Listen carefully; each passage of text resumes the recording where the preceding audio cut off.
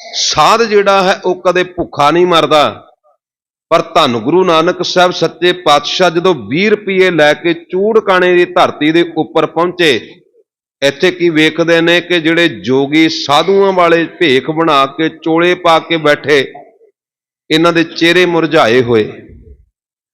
गुरु नानक सच्चे पातशाह जी ने इन्हां जोगियां दे कोल, इन्हां साधुआं कोल पहुंच के एक शब्द आखिया, कहंदे भलिओ रब दी बंदगी करन वाले, परमेश्वर दी भगती करन वाले, रब दे सिमरन करन वाले दे चेहरे उपर ते नूर होना चाहिए, ਉਹਦੇ चेहरे उपर ते रौनक होनी चाहिए है, बड़ी खुशी खेड़ा होना चाहिए, विकास होना चाहिए। पर तुहाडे ते चेहरे मुरझाए पे ने, कारण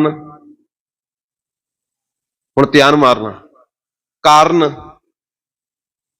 जोगी बोले कि असी कई दिनों तो भुखे हाँ। पातशाह जी कहंदे क्यों, किसी ने भोजन नहीं छकाया? कहंदे नहीं, भोजन छकाउण वाले ते बड़े ने, पर असी वर्त रखे हुए ने।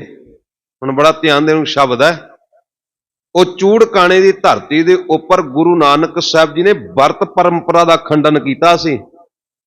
ये जोगी कहंदे सानू छकाउण वाले, भोजन लियाउण वाले बड़े ने, पर असी ते जोग मत दे विच पै के साधां वाला चोला धारण करके वर्त रखे हुए ने, असी भोजन नहीं छकना।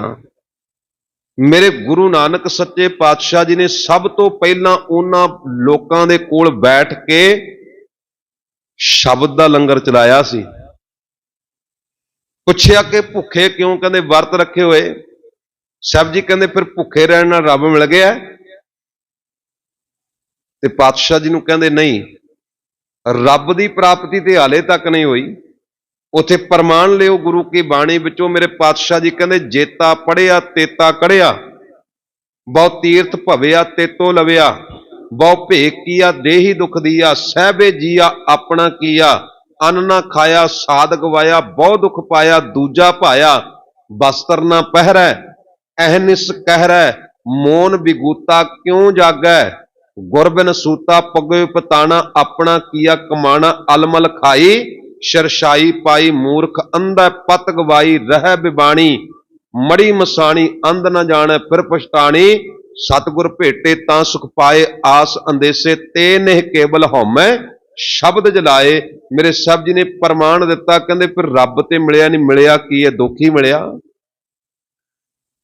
सतगुरु जी कहंदे भोजन छड्डण दे नाल रब दी प्राप्ति नहीं। गुरु की पावन बाणी दे अनेकां प्रमाण दे के इन्हां लोकां नूं सोझी दित्ती, अकल दित्ती। भलिओ रब ने जे भुखे रहण वाले उपर किरपा करनी हुंदी, फिर जन्म दे वेले मां दी छाती विच दुध क्यों पैदा करदा? रब ने बच्चे की पैदाइश तो पहला उहदी खुराक पैदा की है, उहदा रिजक पैदा किया, राजक ते बाद विच आया। बाणी दा वचन है। मेरे साहब जी कहंदे पहलों देता रिजक संभाहा, पिछों देता जंत उपाह, बाद विच तू जीव पैदा किया, पहला खुराक पैदा की है। साहब जी कहंदे जे भुखे रहण वाले उपर रब ने किरपा करनी हुंदी, फिर इन्ना भोजन पदार्थ जिहड़ा इस धरती दे उपर पैदा किया मेरे मालक ने क्यों करना सी? इन्हां जोगियां दे कोल बैठ के मेरे सतगुरु जी ने पहला शब्द दा लंगर चलाया है।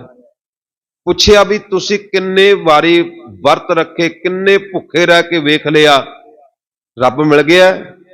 जिन्ने बैठे सारे सिर झुका के कहंदे बिल्कुल नहीं, जिन्ना झल्लिया है दुख ही झल्लिया, रब दा झलकारा ते मिलिया ही कोई नहीं।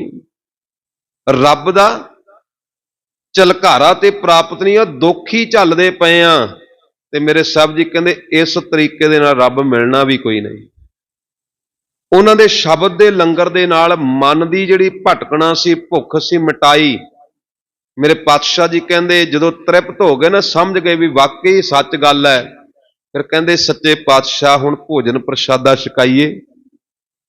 उस तो बाद प्रशादा पानी तैयार करवाया गया। जदों ये मन गए भी आ जिहड़ा रास्ता असीं अख्तियार कीता होया ये बिल्कुल गलत है, साहब जी ने उस थां दे उपर प्रशादा पानी छकाया। ਜਦੋਂ ਇਹ ਲੰਗਰ ਛਕ ਕੇ ਆਪਣੇ ਵਰਤ ਪਰੰਪਰਾ ਦੇ ਕਰਮ ਕਾਂਡ ਨੂੰ ਤਿਆਗ ਕੇ ਰੱਜ ਕੇ ਬੈਠ ਗਏ ਨਾ ਸਰੀਰਕ ਪੱਖੋਂ, ਹੁਣ ਸੋਚਾਂ ਵਿੱਚ ਪਏ ਨੇ ਵੀ ਪਹਿਲਾਂ ਤੇ ਕਦੇ ਕਿਸੇ ਪਹਾੜ ਤੇ ਚੜ ਜਾਂਦੇ ਸੀ ਜਾ ਕੇ, ਕਦੇ ਕਿਸੇ ਥਾਂ ਤੇ ਤੁਰ ਜਾਂਦੇ ਸੀ, ਹੁਣ ਤੇ ਗੁਰੂ ਨਾਨਕ ਨੇ ਇਹ ਮਾਰਗ ਤੇ ਰੋਕ ਲਗਾ ਦਿੱਤੀ ਹੈ। ਹੁਣ ਕੀ ਕਰੀਏ, ਇੱਕ ਦੂਸਰੇ ਵੱਲ ਝਾਕਦੇ ਨੇ।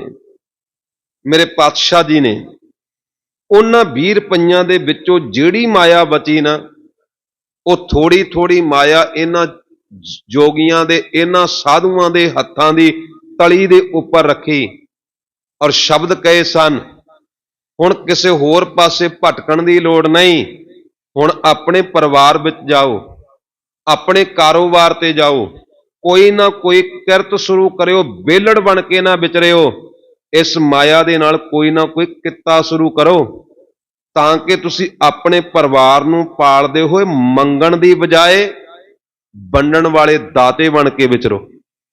ਮੇਰੇ ਸਤਿਗੁਰੂ ਜੀ ਨੇ ਉੱਥੇ 20 ਰੁਪਈਆਂ ਦੇ ਵਿੱਚੋਂ ਜਿਹੜੀ ਮਾਇਆ ਬਚੀ, ਉਹ ਮਾਇਆ ਜਿਹੜੀ ਸੀ ਇਹਨਾਂ ਸਾਧੂਆਂ ਦੀ ਤਲੀ ਦੇ ਉੱਪਰ ਰੱਖ ਕੇ ਦੌਲਤ ਦਾ ਲੰਗਰ ਚਲਾਇਆ। ਬਾਣੀ ਵਿੱਚ ਤੁਸੀਂ ਪੜ੍ਹੋ, 3 ਤਰ੍ਹਾਂ ਦੇ ਲੰਗਰਾਂ ਦਾ ਹੀ ਜ਼ਿਕਰ ਹੈ। ਸਾਹਿਬ ਜੀ ਦੀ ਬਾਣੀ ਦਾ ਬਚਨ ਹੈ, 3 ਤਰ੍ਹਾਂ ਦੇ ਲੰਗਰ। ਲੰਗਰ ਚੱਲੈ ਗੁਰ ਸ਼ਬਦ, ਹਰ ਤੋਟ ਨਾ ਆਵੈ ਖੱਟੀ ਹੈ, ਖਰਚਾ ਦਿੱਤ ਖਸਮ ਦੀ, ਖਾਰ ਖਹਿੰਦੀ ਖੈਰ ਦਵੱਟੀ ਹੈ। ਸਤਿਗੁਰੂ ਜੀ ਕਹਿੰਦੇ ਸ਼ਬਦ ਦੇ ਲੰਗਰ ਨਾਲ ਜੁੜ ਪੁੱਤ, ਤੇਰੇ ਮਨ ਦੀ ਭੁੱਖ ਮਿਟੇਗੀ। ਫਿਰ ਉਸ ਤੋਂ ਬਾਅਦ ਸਾਹਿਬ ਜੀ ਕਹਿੰਦੇ ਲੰਗਰ ਦੌਲਤ ਵੰਡੀ ਹੈ। ਗੁਰੂ ਨਾਨਕ ਦੇ ਘਰ ਵਿੱਚ ਦੌਲਤ ਵੀ ਵੰਡੀ ਜਾਂਦੀ। ਜਦੋਂ